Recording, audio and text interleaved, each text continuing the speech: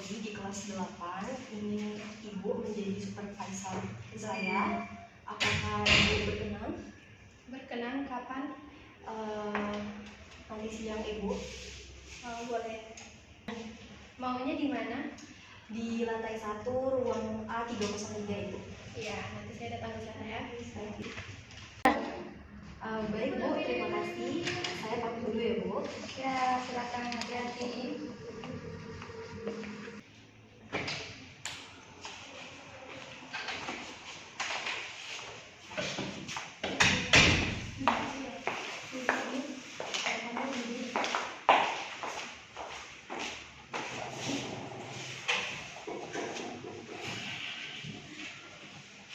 Assalamualaikum warahmatullahi wabarakatuh. Waalaikumsalam warahmatullahi wabarakatuh.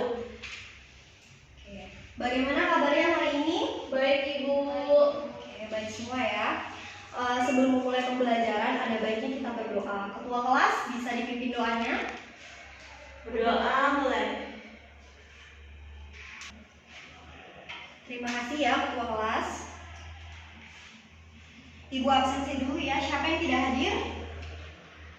Hadir semua Ibu. Oke, hadir semua berarti Anda semua semangat ya buat belajarnya. Oke, diminta coba kalian menghadap ke teman sebangku kalian.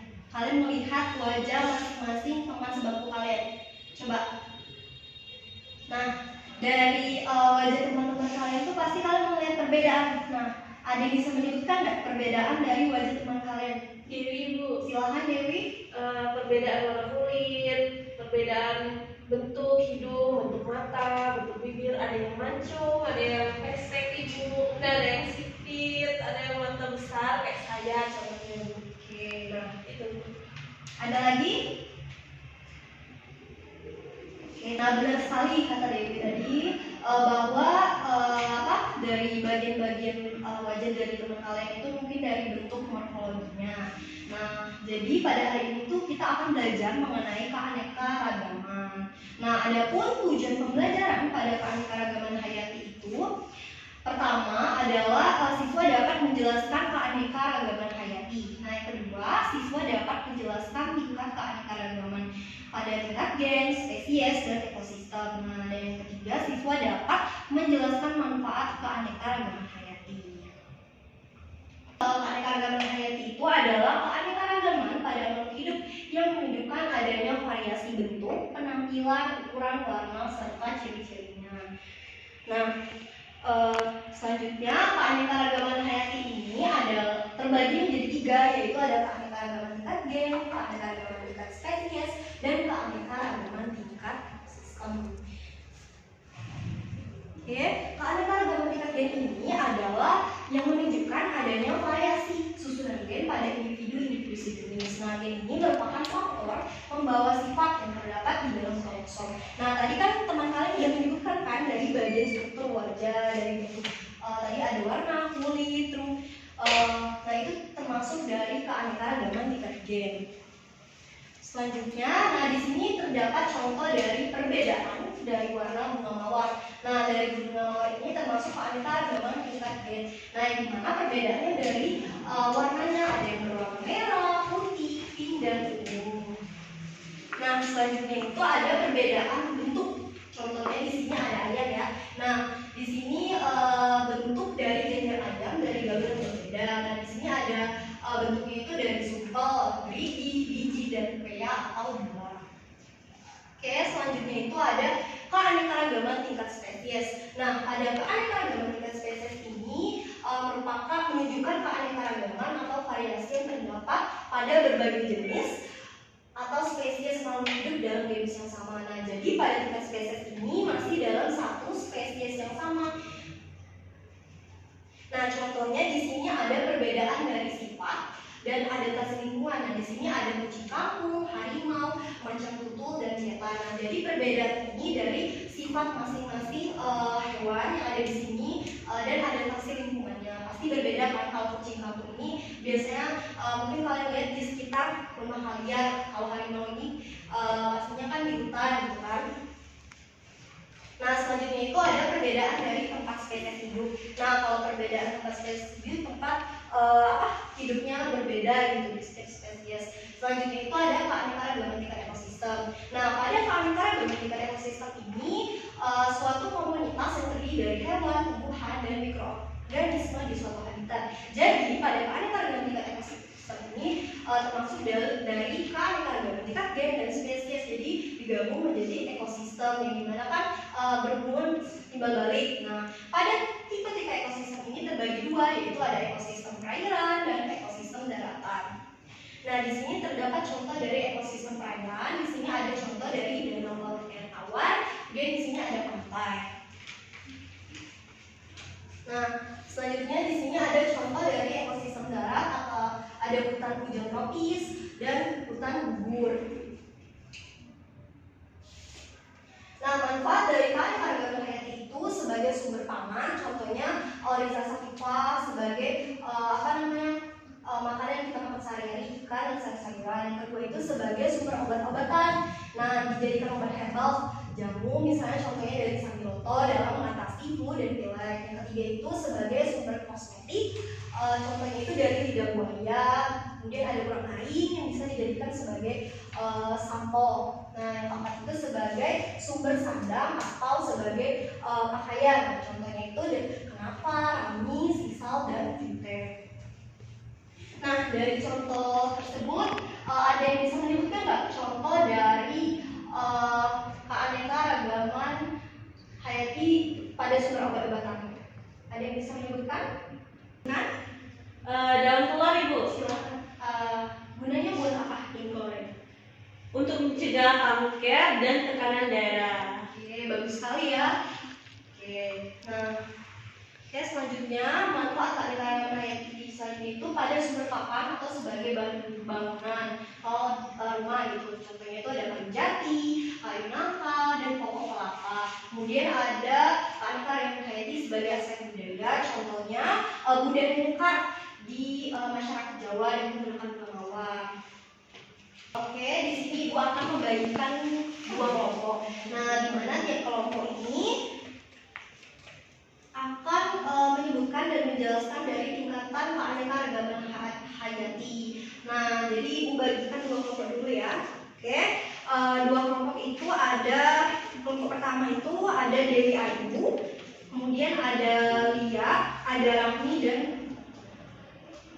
kemudian kelompok kedua itu ada Risha, Uun, dan Melsa. Oke, Ibu kasih waktu dulu ya. Ibu kasih waktu selama 5 menit. Jadi silakan perwakilan dari kelompok untuk maju dan menjelaskan tingkatan keanekaragaman hayati. Silakan kepada kelompok 1, perwakilan saja. Dewi, Ibu. Silakan Dewi.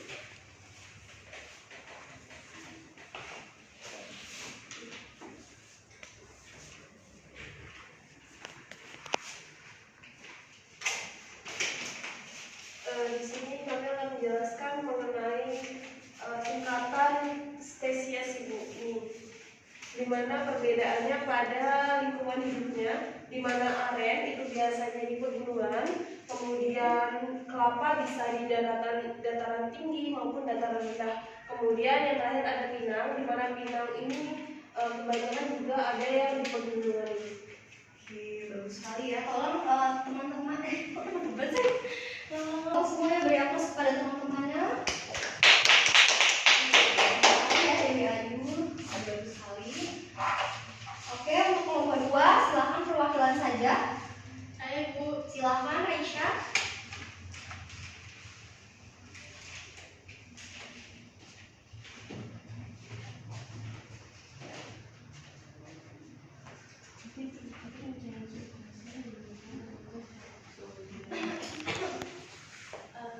Baik, di sini saya dari perwakilan dari kelompok 2 akan menjelaskan mengenai tingkat keanekaragaman hayati. Yaitu pada gambar jarum ini itu adalah termasuk dari keanekaragaman tingkat gen, di mana perbedaannya itu terdapat dari warna dari jeruk ini. Seperti jeruk manis ini warnanya oranye, dan ini agak kuning, dan ini hijau. Kemudian ada sedangkan pada rumput pada padan rumput itu termasuk dalam keanekaragaman tingkat ekosistem. Oke, terima kasih. Tolong semuanya beri aplaus teman-temannya.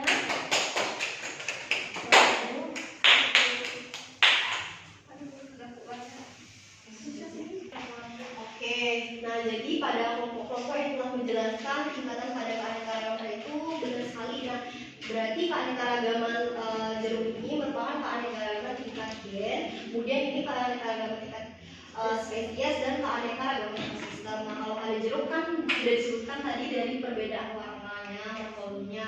Sedangkan kalau misalnya keanekaragaman jenis atau spesies ini dari adaptasi lingkungannya. Nah, kemudian kalau pada kumpul ini ekosistem yang hubungan timbal balik gitu dari makhluk hidup dengan lingkungannya. Oke, dari materi yang sudah Ibu jelaskan tadi, mungkin ada siswa yang menyimpulkan. Silahkan, Ibu. Silahkan. Baiklah, materi yang saya simpulkan yaitu keanekaragaman hayati adalah keanekaragaman pada makhluk hidup yang menunjukkan adanya variasi bentuk, penampilan, ukuran, warna, serta ciri-ciri lainnya. Tingkat terbagi menjadi 3, keanekaragaman gen, spesies, dan ekosistem. Baiklah, hanya itu yang dapat saya simpulkan. Oke, terima kasih ya kepada Rini. Ada lagi yang ingin menyimpulkan? Silakan Dewi Ayu. Untuk tingkatan keanekaragamannya tadi Bu, contohnya pada gen itu ada keanekaragaman jeruk, kemudian bentuk-bentuk jeruknya warnanya juga beda. Kemudian yang kedua ada tingkat spesies dari palem, aren, dan juga kelapa. Kemudian yang terakhir ada tingkat ekosistem dari habitatnya Bu. Oke, bagus sekali ya. Terima kasih kepada Dewi Ayu. Nah, jadi keanekaragaman hayati ini merupakan keanekaragaman pada makhluk hidup yang menunjukkan variasi bentuk, penampilan, ukuran, warna, serta ciri-ciri lainnya. Nah, jadi keanekaragaman itu sangat penting sekali bagi kehidupan kita karena dia itu termasuk gitu. Nah, bermanfaat bagi kehidupan kita. Tadi kan sebagai sandang pangan, papan, dan pakan.